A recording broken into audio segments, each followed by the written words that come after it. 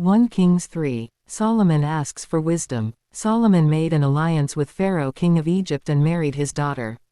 He brought her to the city of David until he finished building his palace and the temple of the Lord, and the wall around Jerusalem.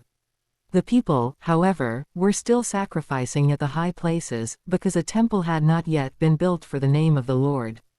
Solomon showed his love for the Lord by walking according to the instructions given him by his father David, except that he offered sacrifices and burned incense on the high places.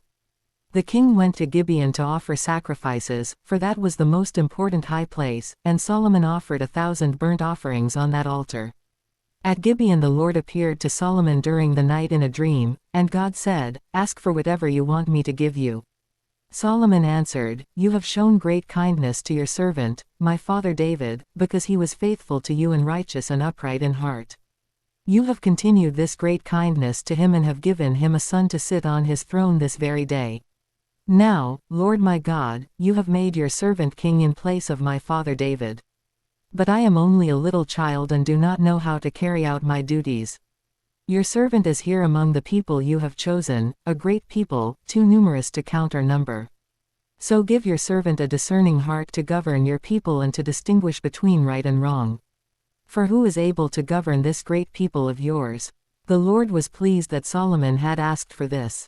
So God said to him, "Since you have asked for this and not for long life or wealth for yourself, nor have asked for the death of your enemies but for discernment in administering justice, I will do what you have asked. I will give you a wise and discerning heart, so that there will never have been anyone like you, nor will there ever be. Moreover, I will give you what you have not asked for, both wealth and honor, so that in your lifetime you will have no equal among kings. And if you walk in obedience to me and keep my decrees and commands as David your father did, I will give you a long life." Then Solomon awoke, and he realized it had been a dream. He returned to Jerusalem, stood before the ark of the Lord's covenant and sacrificed burnt offerings and fellowship offerings. Then he gave a feast for all his court. A wise ruling. Now 2 prostitutes came to the king and stood before him. One of them said, "Pardon me, my lord. This woman and I live in the same house, and I had a baby while she was there with me. The 3rd day after my child was born, this woman also had a baby. We were alone, there was no one in the house but the 2 of us. During the night this woman's son died because she lay on him. So she got up in the middle of the night and took my son from my side while I your servant was asleep. She put him by her breast and put her dead son by my breast. The next morning, I got up to nurse my son, and he was dead. But when I looked at him closely in the morning light, I saw that it wasn't the son I had born." The other woman said, "No. The living one is my son, the dead one is yours." But the first one insisted, "No. The dead one is yours, the living one is mine." And so they argued before the king.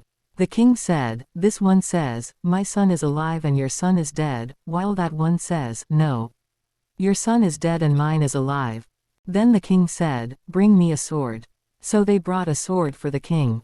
He then gave an order, "Cut the living child in 2 and give half to one and half to the other."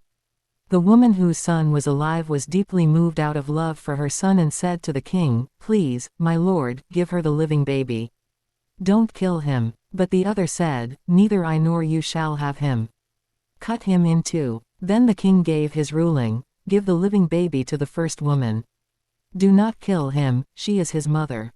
When all Israel heard the verdict the king had given, they held the king in awe, because they saw that he had wisdom from God to administer justice.